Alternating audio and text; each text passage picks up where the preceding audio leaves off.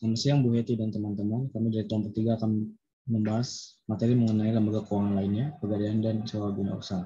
Kami terdiri dari 7 anggota. Yang pertama, Februari Carmela Bate dengan NIM 160, Masuni Bintang dengan NIM 161, Tesalonika Sinaga dengan NIM 163, Antoni Riko Sadagawa dengan NIM 164, Nupset Palu dengan NIM 165, Fortunio Septriani Anggota dengan NIM 166, dan Minggu Semagai dengan NIM 167. Next. Sini kami akan membahas pokok bahasan 9 bahasan. Yang pertama, mengenai pengertian dan sejarah usaha pegadaian. Kedua, kegiatan dan keuntungan usaha pegadaian. Ketiga, besar jumlah pinjaman. Keempat, barang penjamin. Kelima, proses pinjaman atas dasar hukum gadai. Keenam, pengertian leasing. 7, pihak-pihak yang terlibat dalam keuntungan leasing. 8, kegiatan dalam perjanjian leasing. 9, bisnis perusahaan leasing. Next. Yang pertama, pengertian dan sejarah usaha pegadaian. Next. Pengertian pegadaian. Pegadaian adalah lembaga keuangan yang secara resmi mempunyai izin untuk melaksanakan kegiatan operasionalnya berupa pembiayaan kredit kepada masyarakat dalam bentuk penyaluran dana dengan jumlah yang relatif kecil maupun jumlah yang besar atas dasar gadai. Juga sebagai jasa titipan, jasa taksiran, barang yang digadaikan harus memiliki nilai ekonomis sehingga dapat dijadikan nilai taksiran oleh pihak gadai. Pegadaian merupakan kegiatan penjamin barang-barang berharga untuk memperoleh uang dan barang yang dijaminkan akan ditebus kembali oleh nasabah sesuai perjanjian kedua belah pihak. Dari uraian yang di atas dapat disimpulkan bahwa gadai adalah suatu hak yang diperoleh oleh orang yang berpiutang atas suatu barang bergerak yang diserahkan oleh orang yang berhutang sebagai jaminan hutangnya, dan barang tersebut dapat dijual atau dilelang oleh yang berpiutang bila yang berhutang tidak dapat melunasi kewajiban pada saat jatuh tempo. Next. Sejarah usaha pegadaian. Pada tahun 1946, sejarah pegadaian dimulai saat VOC mendirikan Bank Van Lening sebagai lembaga keuangan yang memberikan kredit dengan sistem gadai. Pada tahun 1811, pemerintahan Inggris mengambil alih dan mengeluarkan Bank Van Lening, masyarakat diberi kekuasaan mendirikan usaha pegadaian. Pada tahun 1961, bentuk badan hukum berubah menjadi Jabatan PPN berdasarkan peraturan pemerintah pengganti Undang-Undang Perpu Nomor 19 tahun 1960, JO Peraturan Pemerintahan PP Nomor 178 tahun 1961. Pada tahun 2021, bentuk badan hukum berubah dari persero ke perseroan terbatas pada tanggal 23 September 2021 berdasarkan peraturan pemerintah PP Nomor 73 tahun 2021. Next. Sejarah lengkap. PT Pegadaian ini sendiri adalah pada tahun 1746 ketika VOC mendirikan Bank Van Lening, lembaga keuangan yang memberikan kredit dengan sistem gadai. Di tahun 1811, pemerintah Inggris mengambil alih dan membubarkan Bank Van Lening. Akhirnya masyarakat diberi kebebasan untuk mendirikan usaha pegadaian sendiri. Pegadaian negara pertama kali didirikan pada tahun 1901, lalu pada 1905 berbentuk lembaga resmi jawatan. Setelah melewati perubahan di tahun 1961 sampai 1990, akhirnya di tahun 2012 bentuk badan hukum pegadaian berubah dari Perum menjadi Persero. Perubahan ini didasarkan pada peraturan pemerintah PP Nomor 51 tahun 2011. Nah, latar belakang didirikannya pegadaian sendiri adalah untuk meningkatkan kesejahteraan rakyat kecil serta mendukung program pemerintahan dalam bidang ekonomi pembangunan nasional. Next.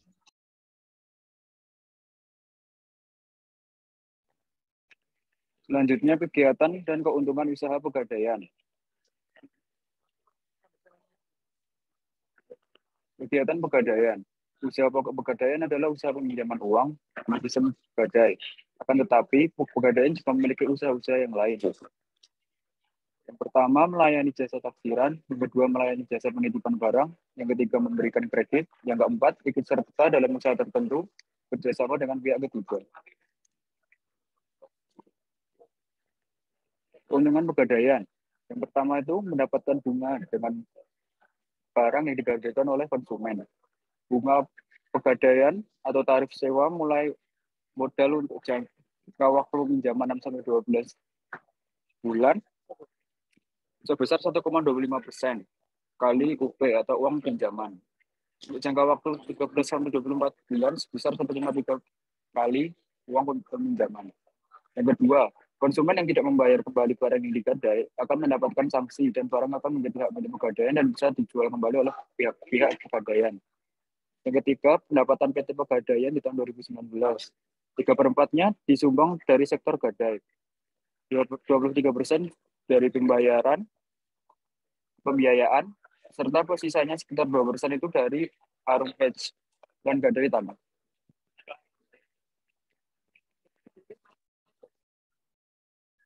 Besarnya jumlah pinjaman. Besarnya jumlah pinjaman merupakan sejumlah uang yang dikeluarkan oleh suatu lembaga pemasyarakatan penyaluran pinjaman. Kospin Jasa menggunakan sistem pelayanan cepat, aman, dan menghindari adanya birokrasi yang berbelit untuk memperoleh pinjaman. Para anggota nasabah tidak perlu menunggu waktu lama 1 hari sepanjang telah memenuhi persyaratannya. Besarnya jumlah pinjaman tergantung dari nilai pinjaman yang diberikan. Semakin besar nilainya, semakin besar pula pinjaman yang diperoleh oleh nasabah. Demikian pula sebaliknya. Untuk menaksir nilai jaminan yang dijaminkan, pihak Pegadaian memiliki ahli-ahli taksir. Misalnya jika yang dijaminkan emas 50 gram, maka si ahli taksir akan menaksir berapa nilai real emas tersebut, guna untuk menentukan besarnya dana yang akan diberikan kepada nasabah. Terbentuknya uang pinjaman atau UP dari suatu barang jaminan bermula dari suatu taksiran. Dengan demikian, suatu taksiran yang baik akan mendapat uang pinjaman yang baik. Kriteria taksiran yang baik antara lain yaitu: yang pertama, mentaati ketentuan yang berlaku, dan yang kedua, mengandung risiko sekecil-kecilnya dalam satu masa tertentu. Barang penjamin. Standar taksiran tertinggi yang dapat ditetapkan oleh Pegadaian sebagai berikut.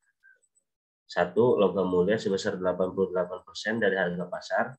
2. Berlian sebesar 45% dari harga pasar. 3. Tekstil atau sandang sebesar 83% dari harga pasar. 4. Barang elektronik sebesar 73%. 5. Kendaraan bermotor sebesar 93% dari harga pasar. Dan yang terakhir, 6. Barang lain sebesar 63-83% dari harga pasar.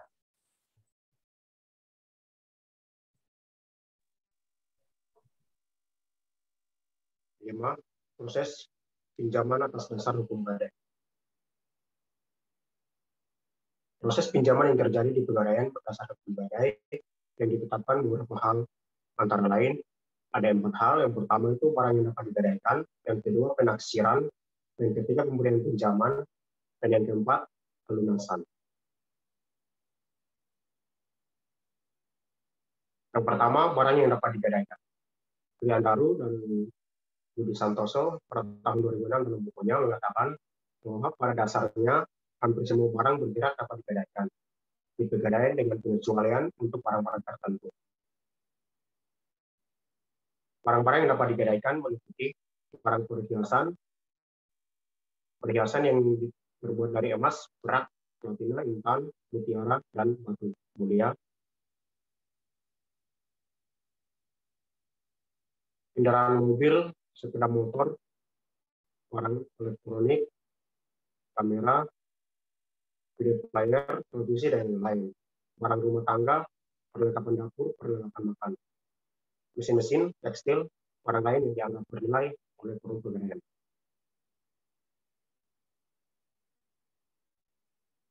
Nah, itu mengingat keterbatasan tempat penyimpanan, keterbatasan sumber daya manusia di Pegadaian, perlunya meminimalkan risiko yang ditanggung oleh forum Pegadaian, serta memperhatikan peraturan yang berlaku, maka ada barang-barang tertentu yang tidak dapat digadaikan. Barang-barang yang tidak dapat digadaikan meliputi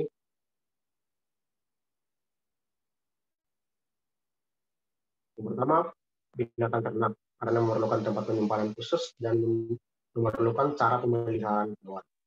Kedua, hewan hasil bumi, karena mudah busuk dan rusak. Berikutnya, barang dagangan dalam jumlah besar, karena memerlukan tempat penyimpanan sangat besar yang tidak dimiliki oleh Pegadaian. Berikutnya, barang yang cepat rusak, busuk.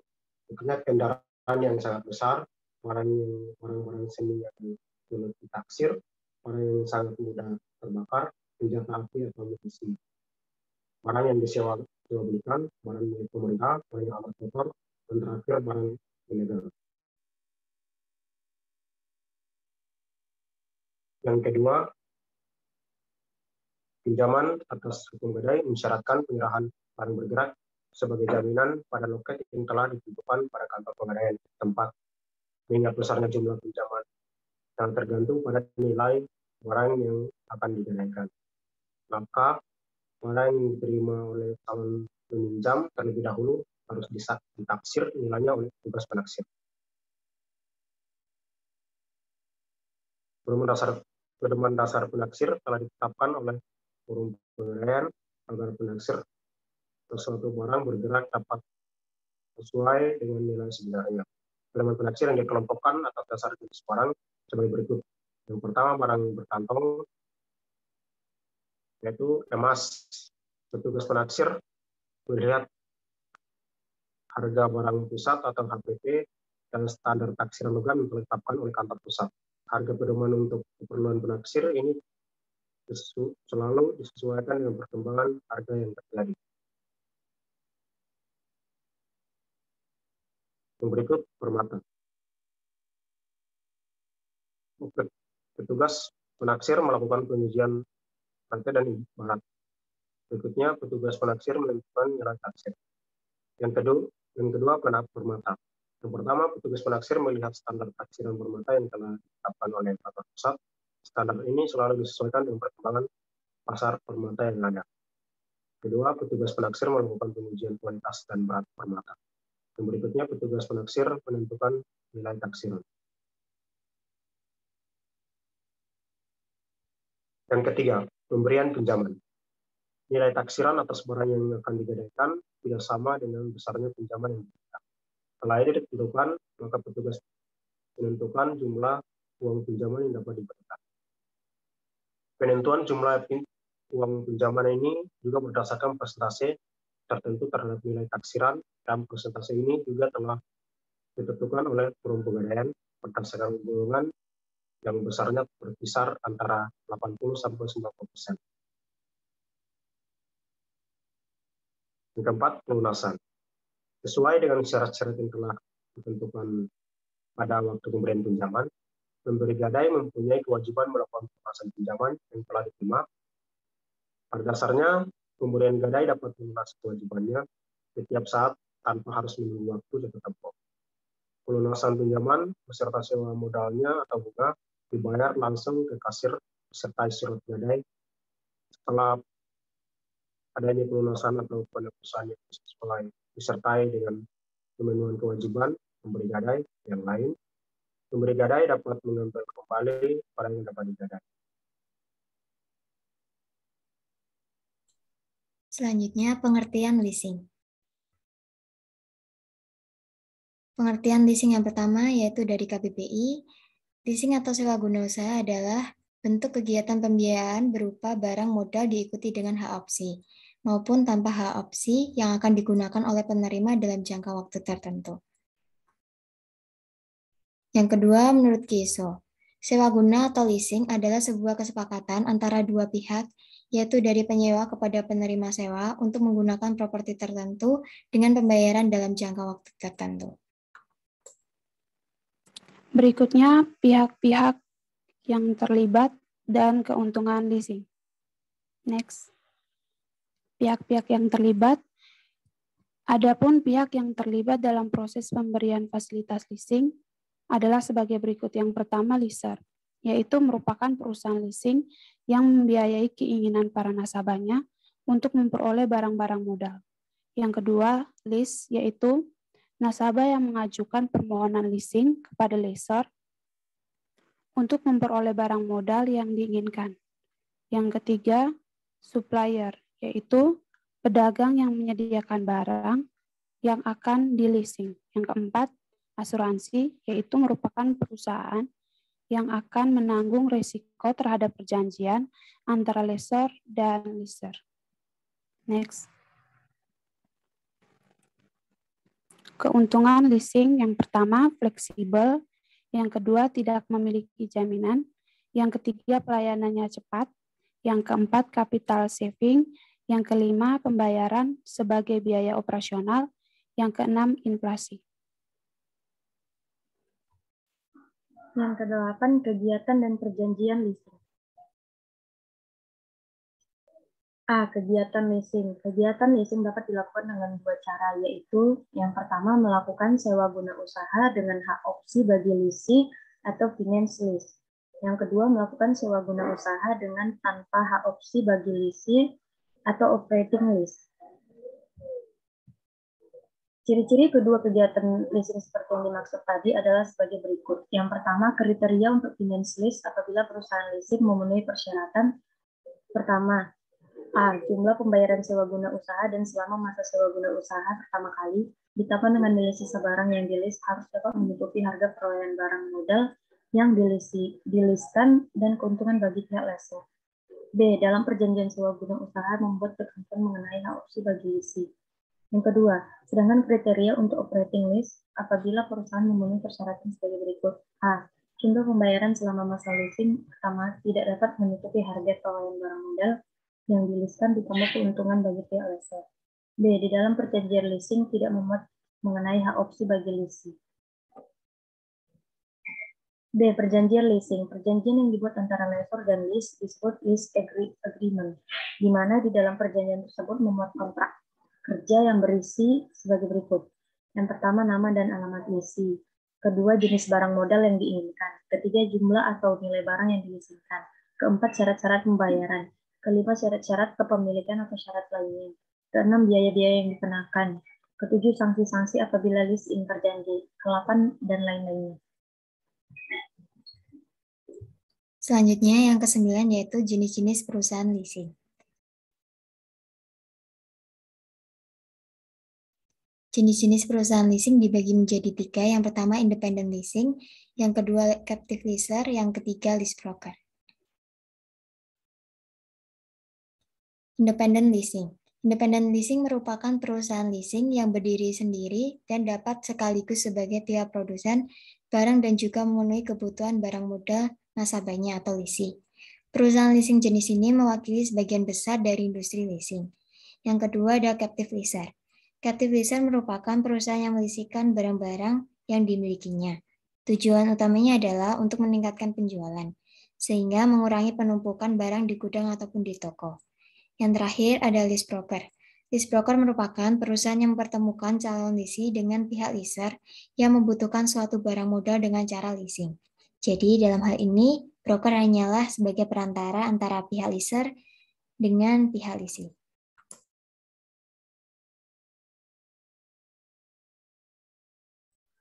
Studi kasus. Kami mengambil kasus penggelapan pegawai Pegadaian yang menggunakan jaminan emas palsu hingga terungkap saat sidak pimpinannya. Karyawan PT Pegadaian Persero, cabang Kendal, Sub, umur 47, harus berurusan dengan polisi lantaran nekat melakukan penggelapan barang jaminan berupa emas. Perbuatan yang sudah hampir setahun dilakukan itu terbongkar setelah dilakukan sidak pimpinan cabang pada hari Jumat, tanggal 24 Mei 2019. Menurut Nanung, perbuatan tersangka terbongkar saat pimpinan Pegadaian cabang Kendal, Rahman Utapea, melakukan inspeksi dadakan, mendadak atau sidak. Pada sidak itu, ditemukan kejanggalan di penanda barang jaminan yang dinilai tidak layak, sebab penanda jaminan hanya staples. Lalu Rahman meminta keterangan pada Sub. Awalnya, Sub tidak mengaku. Tapi setelah didesak, akhirnya ia mengakui semua perbuatannya. Jelas Nanung. Kepada hari Jumat kepada polisi. Sub mengaku nekat melakukan penggelapan lantaran terlilit utang. Sub menjelaskan cara beroperasinya, yakni dia mengajukan proses pinjaman ke cabang tempat dia bekerja, namun menggunakan identitas dirinya dan identitas orang lain. Saat melakukan pinjaman, barang jaminan yang digunakan adalah emas palsu. Sub juga menambahkan, selain menggunakan emas palsu untuk jaminan, dirinya juga menggunakan perhiasan atau emas asli yang berada di kantor Pegadaian. Emas asli itu sudah menjadi barang jaminan atas pinjaman dari nasabah lain. Saya bertugas sebagai penafsir barang jaminan, ujarnya. Analisis kasus. PT Pegadaian melakukan inspeksi mendadak atau sidak. Pada sidak tersebut ditemukan kejanggalan di pendana barang jaminan yang dinilai tidak layak, sebab penanda jaminan hanya staples. PT Pegadaian pun meminta keterangan kepada karyawannya Sub sebagai penafsir barang jaminan. Ternyata Sub melakukan pelanggaran penggelapan barang jaminan berupa emas. Hal itu bisa terjadi saat ia mengajukan proses pinjaman ke cabang tempat ia bekerja, menggunakan identitas dirinya dan identitas orang lain. Saat melakukan pinjaman, barang jaminan menggunakan emas palsu, dirinya pun juga menggunakan perhiasan atau emas asli yang ada di kantor. Emas asli itu sudah menjadi barang jaminan atau pinjaman dari nasabah lain. Sub nekat melakukan pelanggaran lantaran terlilit utang. Next. Kesimpulan, dari analisis kasus yang sudah dijelaskan sebelumnya, dapat disimpulkan bahwa yang pertama, Sub sudah melanggar ketentuan barang yang dapat digadaikan.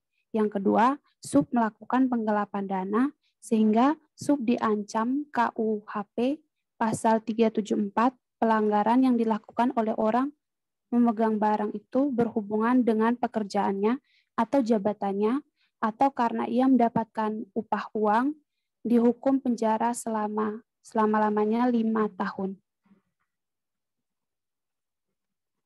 Berikut merupakan referensi kami. Sekian dan terima kasih.